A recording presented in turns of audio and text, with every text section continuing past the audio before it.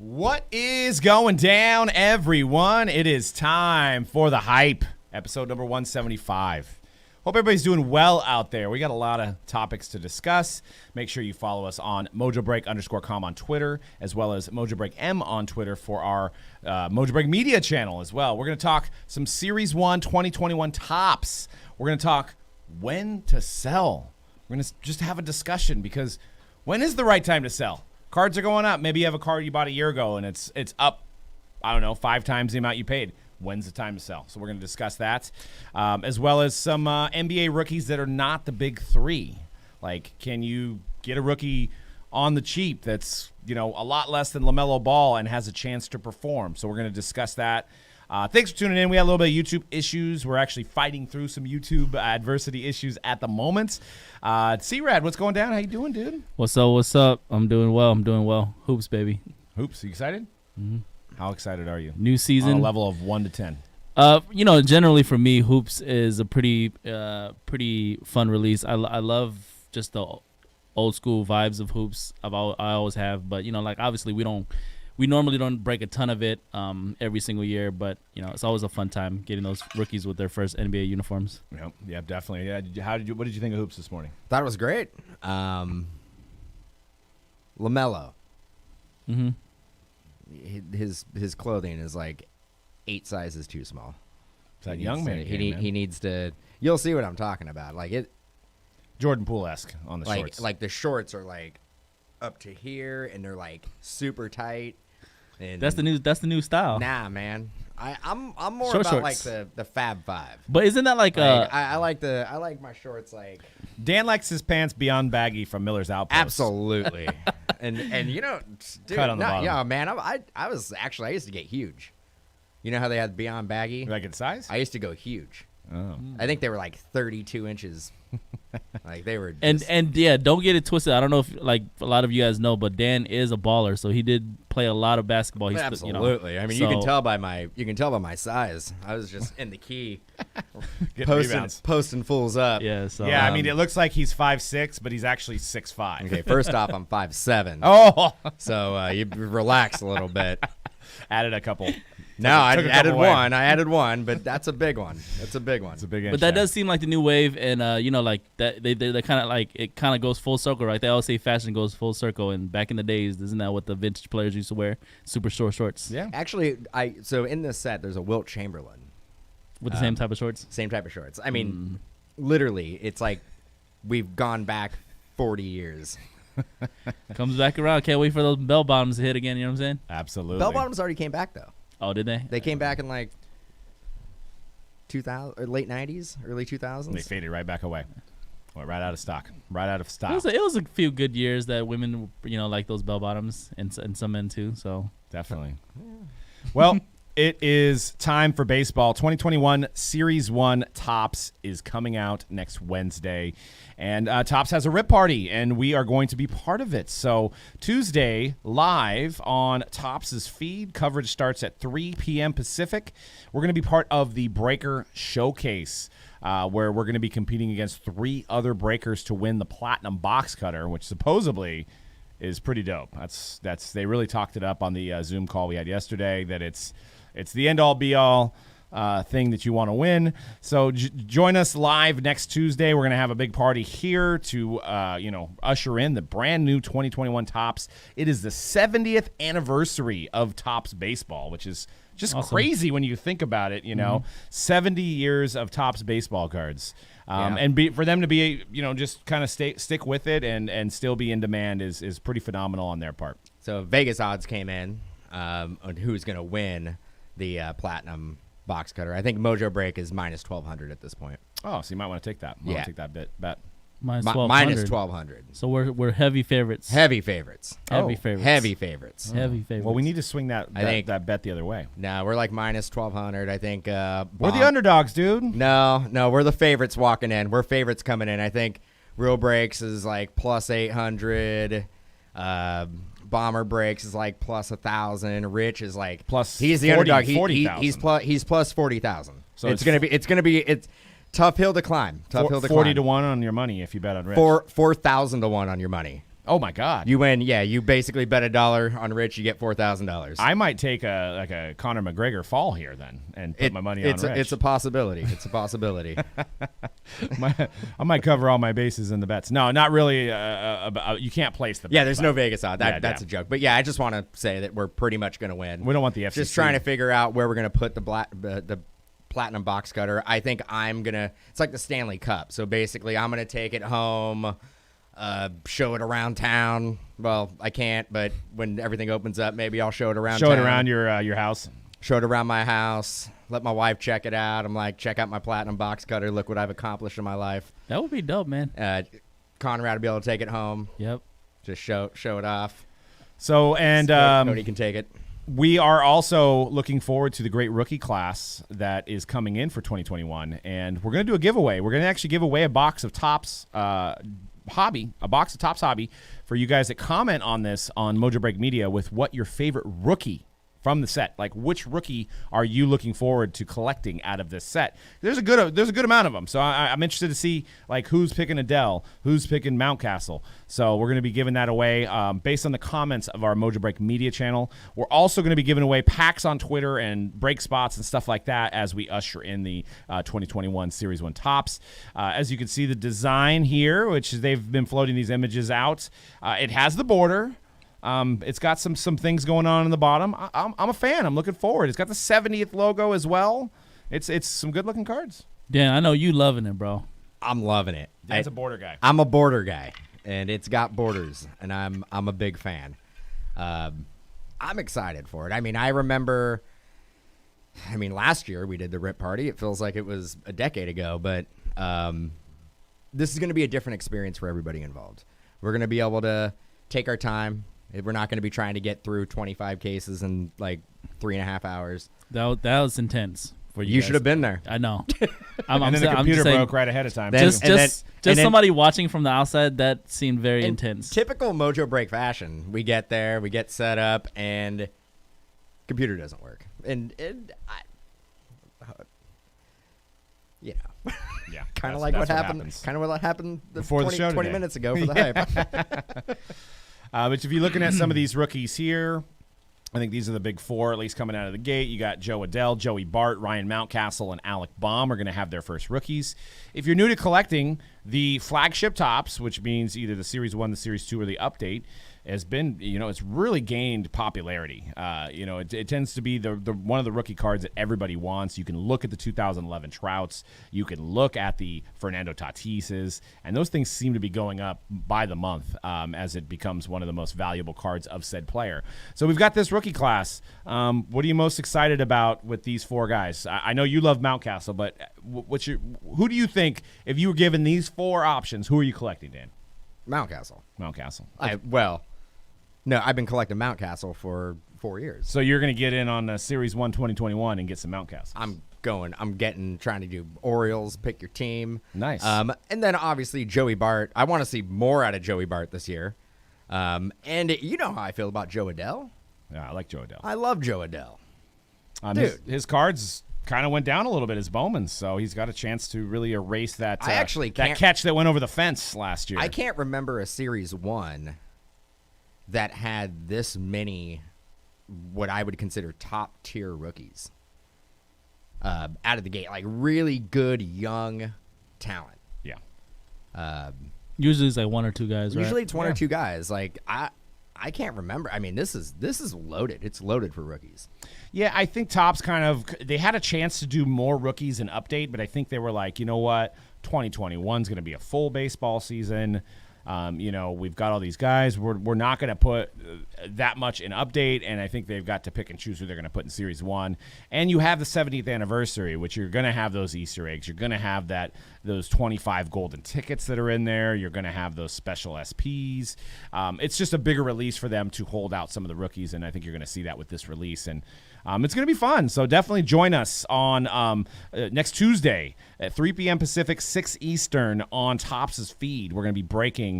We're going to be doing the Breaker Showcase, and then afterwards we're going to break break a couple more cases, so hang out. And don't forget to check out MojobreakShop.com, where we're actually pre-selling hobby boxes at $129 right now. So we'll probably ship those out either Tuesday or Wednesday, so you can get it by the end of the week and rip your own box.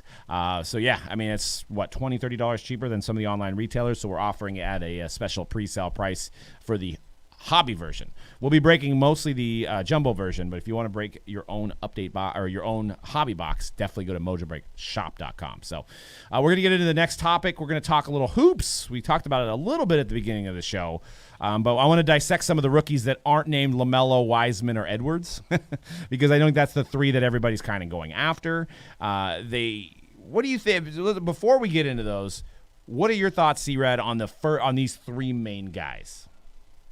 Man, bro, I'm pretty biased, so I like Wiseman a lot. I never knew that about you.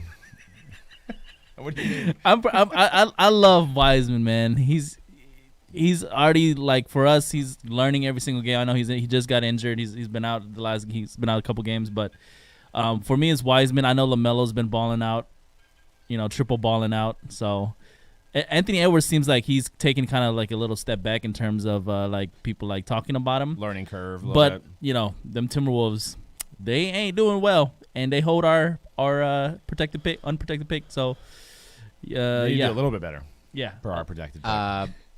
Edwards actually the last week or so has been coming around. I think they're taking the really, really slow approach with him. Yeah, getting him accustomed to the game, the speed of the game. There's no reason to throw him out there and do anything that's going to damage his confidence. Yeah. The team's not going to win a championship. They're not going to be contending for a championship. So give him time to just fill out the game. Yeah, he's got that game against the Warriors, yeah, he's shown some good. flashes. He's good. He's shown flashes of why he was the number one pick. Obviously LaMelo and Wiseman have been the more consistent rookies out the gate. Even some of the lower lotto picks have been pretty good. So Dan, I got a question for you. If your fandom or money wasn't an issue and you had to pick one of these three guys to invest in and hold for 5 years, who are you doing? Who are you picking? One of these three guys? One of these three main guys. I'm probably going LaMelo. And I hurts to say that, but I mean I'm going LaMelo. I think the only knock on Wiseman is that the big guys don't translate well to the hobby. And I'm going to stick to that. Because I think that's kind of tried and true over the last decade or so. Anthony Edwards, are they ever going to be – the team has to be good. Minnesota doesn't have a great history of not really, putting together a winning not really. team. So I'm going LaMelo out of those three guys. But I don't know if one of those three guys is going to be the main guy in the hobby. I don't know. Who knows? Could be Obi, could be Halliburton. Who knows? I think I'm going with Edwards just because, I don't know, just the flashiness, the possibility of these dunks. I know LaMelo has some flashiness, but I think Edwards has potential to be a little bit more flashy, maybe like an upper end Donovan Mitchell would be a ceiling. But yeah, Wiseman I love as a Warrior fan, but that stigma in the card industry of the big man like we just talked about, I think that's why I wouldn't buy and hold him. I would buy him and hold him for my PC, but if I'm looking from maybe an investment, I think I'm first overall pick. Obviously the Timberwolves seen something in him to select him over LaMelo because they weren't going to go Wiseman, but they were going to go Melo or him. They obviously went him. I mean, you still got Towns there. You still got some talent. I mean, at some point, the Timberwolves have to be good. So that's why I would go with Edwards. They don't, though. They don't have to. They don't have to. I mean, at some point, you get it right. At some point, you get it right. What do you think, C-Rad? And, yeah, just my final statement. Wiseman's going to be the next Giannis Antetokounmpo. Oh. Ooh. Okay. Not the next Ronnie Turioff? Oh. I think, you know what? Right in the middle. Right, yeah, right in the middle. I think right in the middle of those two. That's fair assessment. But we want to look at some of the other guys, and I think we just had some mentions of one of the guys we were talking about in the chat. But first off, we got Emmanuel Quickley. He's first in what's PER mean? Points per game? I mean, I know it's not PER. I know it's not points per, but it looks points like, per game is 12.6, right? Yeah, points per game. 12, so PER. It's like his efficiency. Points. Something replacement. something PER. PER. Fifth in assists. Super producer Cody didn't tell me what PER was. Player efficiency. Efficiency. Duh. I was just testing your knowledge. I knew that. Yeah, I just said that. It's This is efficiency. It's obvious now. It's it makes a whole lot of sense. Emmanuel Quickly rookie rankings. So first in player efficiency rating, second in points per game, and fifth in assists. And he's on the Knicks. I mean, the Obi Toppin's there as well. They're a young team that's trying to turn that franchise around. And obviously the Knicks if they were good, they're going to be one of the most watched teams in the NBA. It's a big market team. So right now the Nets are overshadowing, obviously, the Knicks. Then you got Halliburton from Sacramento, sixth in points per game, second in assists, second in minutes per game out of the rookies, and sixth in player efficiency rating, 16.4. Western Conference Rookie of the Month in December to January. But he plays for Sacramento. We've seen Bagley, right? We've seen other guys come out of Sacramento that just – they kind of have their hype for their first year, and then they fall by the wayside. De'Aaron Fox is delivering. He's good. He's having a decent year. Kings are one of those is another one of those franchises that just can't put it together, man. They can't put it together. So like ever since the Weber and baby era, they draft okay. Obviously the missing Luka was a huge miss. And they will forever take crap for that. And they've been drafting okay rookies. Obviously, De'Aaron Fox is a really good player. Halliburton's looking like he's going to be pretty good. But certain franchises it's not. It got to start from the top, right? They have to change their culture. Some franchises are just never know how to ever put it together, and it could be the owner too.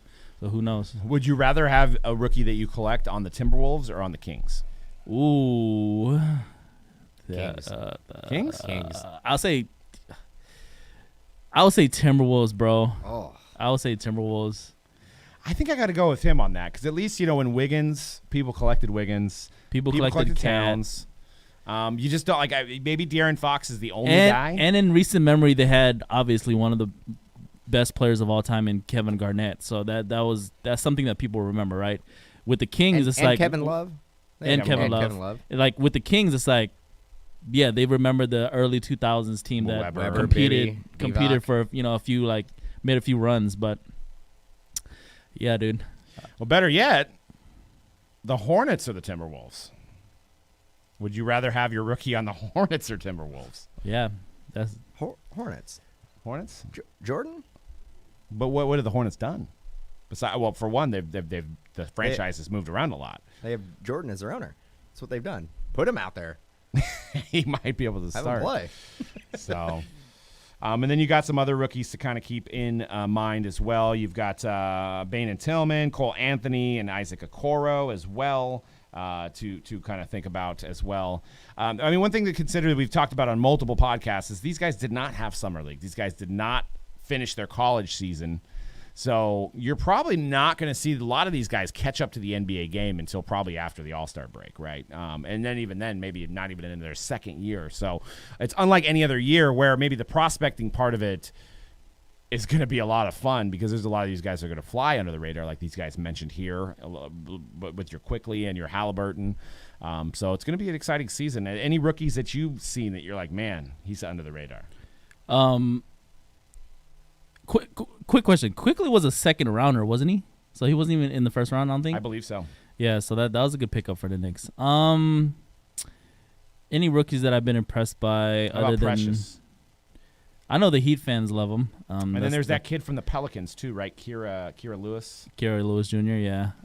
What team is Bain and what jerseys? Grizzlies. Those are Vancouver Grizzlies. Those jerseys. are actually dope unis. Yeah, people love those jerseys. The teal. I was looking at them.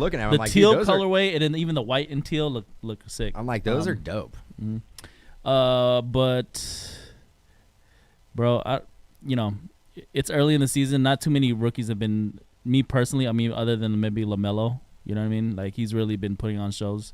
Anthony Edwards is like we talked about, showed flashes, but Wiseman, baby, no bias. I do like Wiseman. But his prices are already kind of up there. He looks like his basketball IQ is already farther along than you would expect from a big man who really didn't play that much college, right? So, and had that whole thing that went on with Penny and Memphis. He could run. He's athletic. He does a lot of good things. Again, I've been saying it, like, he makes the Warriors a better team. You could actually see it last night. The Warriors may win the game last night against Boston if they have Wiseman. They were definitely missing that big man presence last night. Yeah. Especially when Looney went down. Which is actually what the team's been missing for a while. Yeah. A big man like Wiseman. So he definitely makes them better. And Busta has a question that we could address here in the chat. He says he feels that none of these guys are superstars. Do you guys have any comments on that? Too early to tell. It's a maybe. Well, how often do people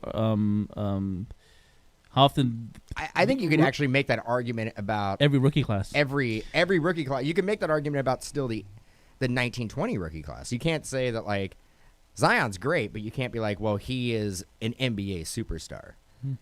You can't say John Morant is an NBA superstar. You could probably at this point say Luka is an NBA superstar. Yeah.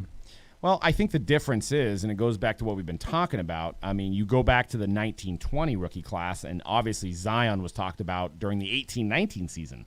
We were seeing all the highlights of him and Duke and stuff like that, and then John Morant in the dance in March Madness, Murray State, what he was doing. So you had that buzz, and then you go, 17-18, you had Lonzo, you had Tatum, you had Mitch. I mean, Mitchell kind of came around later, but you had those names going into the draft. I think with what happened with the pandemic, with no March Madness, there just wasn't that buzz going into the season for collectors that there was in the 2 years prior to that. And LaMelo didn't even play in college. Right. Yeah, so LaMelo didn't, and he was playing overseas. I mean, even go back to the 16-17, you got Ben Simmons, right? I mean, Ben Simmons was highly talked about. After that, you had Wiggins, you had Towns, you had, Embiid.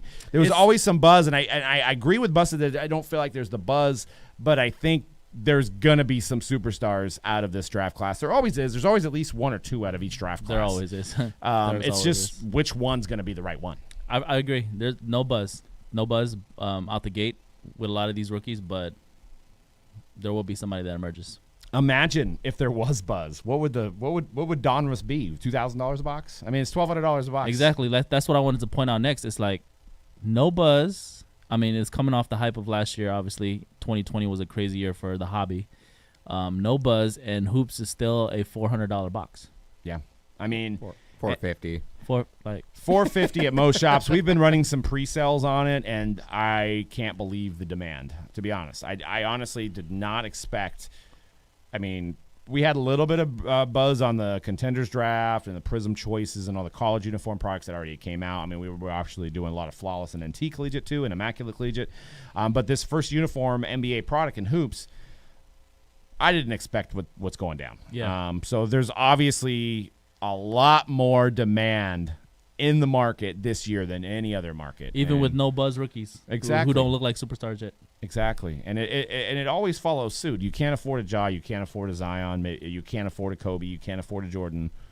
Maybe I can afford a LaMelo. Maybe I can afford a Tyrese Maxey. Maybe I can afford a Halliburton. So there's always places for collectors to start to gravitate to. So. But yeah, I mean, it's definitely nuts, which leads us into our last segment is when should you sell? When should you sell your cards? And we don't have any answers, but we're going to have a discussion, and we want to hear from you guys in the chat. We want to hear your comments on our YouTube video here as well, because this card right here, a PSA 10 Jordan, 2 of them sold for $738,000 over the weekend. What that did, propped up all the other Jordans, the 9s, the 8s, the 7s. They're all going through the roof because people saw this sale. So is it the right time to sell Jordan? He's the GOAT, right? Is it? I mean, are the guys that are buying these cards, are they going to ever flip them? So it's a question, because I know we've got cards. I know you guys got cards that you're looking at them, and maybe you bought them only a couple months ago and they've already doubled or tripled. And do you sell? Or is it one of those situations like me? I sold 2 LeBron cards in March that have went up 3 or 4 times since I sold them, and I feel bad. So now it's like I don't want to be that guy that sells my card and then looks at it 2 months later and sees that it went up even more, and then I missed the time to sell. Let's start with Dan. What's your take on selling right now? There's no right answer. What's your opinion? There is really, like, you just got to be comfortable with the outcome either way. If you hold on to your cards, you have to be comfortable with the chance of them going down. And what are the kids saying? Like, Something about the bag, like drop, like not Oh. not Holding the Secure the bag. bag. holding the bag. Secure the bag. Yeah, you don't want to hold you don't the want to be bag. left holding the bag. Yep. That's what the kids are saying, right? Okay. So yeah, you don't want to be that guy, but also like you don't want to. You have to be comfortable with whatever decision you make. You have to understand what the outcome. It may not be in your favor, but you have to be ready for that. There's no correct. You can't say sell your cards now. You can't do it. You could. I mean, you could do whatever you want, but People say it all the time. Sell your cards now. sell your cards now it goes before. back Yeah, down. I mean, sell your cards now before they go up, and then Or before they go back down. Yeah. And then you end up selling it, and then another Jordan comes out and it sells for $1 million. And then it's a trickle down effect. Now the 9s go up, the 8s go up, the 7s go up, everything else goes up. Actually, quote unquote, the junk wax era Jordans, the 90s Skybox and the Fleer Ultra and all the stuff that was like mass produced, those are all going up. Those are like ridiculous amount, like ridiculous what they're going for now. So when a Jordan card sells like this, everything goes up. Everything that's Jordan goes up. And vintage in general, I would Right. say. Yeah. So I don't know. You just got to be comfortable with the outcome either way if you decide to hold or sell. Well, and what I've been hearing from, just following some of the Facebook groups, following market reports like Card Ladder and stuff like Card Ladder's great, by the way. You guys should check that out. Is that it seems like, and it's not a far fall off, but it seems like the Zion, the Jaws, and the Lukas are starting to go down a little bit because people are gravitating towards the proven Kobe, Jordan, Magic and Bird, the guys that are cemented, right? Where Zion is very risky. It's like buying doggy coin, right? Whoa, it's dude! a First little- off, I think it's Doge. Doge, whatever. Doggy. I don't know. like to I don't call it know. doggy I don't know coin. what you've been Why do buying. they have a dog for their logo then? It should be doggy coin. It's doggy coin in my book. But I'm saying that's a risky investment, right? Yes, it could go up 10 times, but it could also go to be worth nothing. So I think some of these guys that jump back in that have a lot of bread to spend, they're realizing like, why am I messing around buying a $2,000 PSA 10 Luka? When I could spend that an extra $1,000 or $2,000 and get a Jordan or Because get a I think Kobe. they're looking at it going, look what the Jordan sell for. Like if I get this at $2,000 and it's a PSA 10, it may be. The dream is that it may be a $500,000 card. Yeah. Yes, I get that, but I think if the modern cards start to approach the level of what Luka, a $2,200 PSA 10, the silver is like I think 10 to 12K, right? Then you start getting to the point where you can buy one of these, right? So, and what I'm talking about here is that I actually started in September buying. I bought 2 8s. These are the Bird, Johnson, Irving. I bought 2 8s, and I bought 5 7s. And I got I say on average, I got them for around 2 to 3K. So they've gone up significantly. But what I'm saying is like, you start spending these monies in the LaMelo balls and stuff like that, and then you're only for like maybe a little bit more, you can get one of these, right? So isn't this something, if you're going to hold on to, isn't this a safer investment? I think it's like investing in like a Coca-Cola, like a blue Right. chip. Like it's probably the amount that like a Luka could increase. Those cards are never going to increase that much. Right. But they did. But they did. They did. I mean, they didn't. They increased 3 times. But I think again, the dream is that I have a PSA Luka and the Jordan sold for $750,000. I may be sitting on $750,000. Where my Lukas, that card right there is never going to get to $750,000. It's never going to get close to $1 million. But I mean, it's a heck of an investment. But that's where I take a step, because I obviously started in modern cards. I just started dabbling more in vintage as more of a hold type scenario. But you look at the pop report, the 8s on these Bird Irving Johnsons, the 8s are 2,600, the 7s are 2,500, and even lower on the. If you look at the Luka PSA 10, it's like 5-6 times that, right? Yeah, that has to be, if you're paying top dollar for Luka or Zion, look at the pop report. That has to give you insight on how many of those cards are out there. And again, that is how many cards that are graded. You don't know how many raw cards are still available, or there's a lot of speculation in the market where people hold on to sealed wax. You don't know how many 1920 hobby cases are stored away. We have no idea. So that even ups the amount of those cards that are out there. So definitely, if you're looking to invest in a rookie, keep a lookout on that pop report. Yeah. And like a couple people in the chat that went to the show in Dallas, they were saying that they couldn't sell Luka PSA 10 for $1,500. Some were selling at $1,100.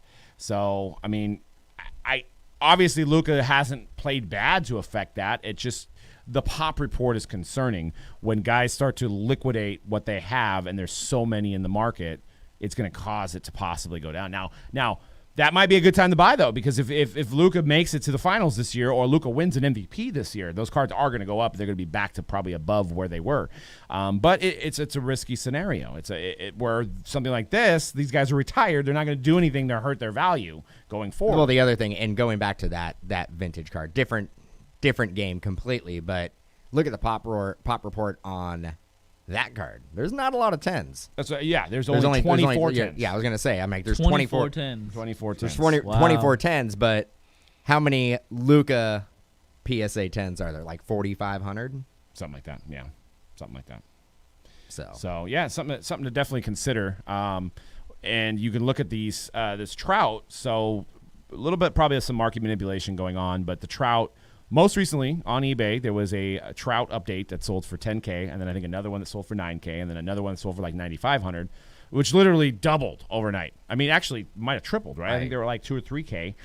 So I think there's some shady stuff going on. So there's like 3 or 4 guys that have sold their card at that premium price, and now everybody that has one is thinking about selling theirs because the price is so ridiculous. Why not? But you look at the pop report here, you're looking at, on the base Trout, you're looking at over 9,000 between PSA and BGS. So, you know, there's a lot of people that could control the value of your card by selling it short, right? So, you know, if you're thinking about making a big purchase, definitely look at the pop report. That's what I do consistently when I'm buying something like this, anything vintage, anything new, is consider the pop report on stuff like this. It's probably one of the best tools you can use for determining market value, especially on rookie cards, like base rookie cards. Look at completed listings, what they've sold for, and if it is graded, look at the pop report. Yep. Two of the best things you can do when buying cards. Yep, absolutely, is to use those tools at your disposal. So, well, we got started a little late on the show, so this is going to be it. It's a little short show. We had some YouTube problems. It's like it wouldn't send the image to YouTube, and we got it figured out, but it took us a little while. So, but that's it for today's show. Make sure you join our contest. Comment on who you want under the Mojobreak Media channel on this video. Which rookie base card do you want to collect out of 2021 Top Series 1 Baseball? And we will draw a winner and send out a free update hobby box. So, I mean, not update. 2021 Tops. I keep saying update because that just came out before it, but 2021 Top Series 1 hobby box to one lucky winner who comments on the video below. We will have on Tuesday, we will have a personal boxes of Jumbo available, so the night before. So look for those on Mojobreak.com. If you want to get in on the pre-sale for Top Series 1 hobby, go to Mojobreakshop.com. We actually have vintage wax. We have hoops at a good price right now. Check it out, and we will see you guys next week on The Hype. Peace out.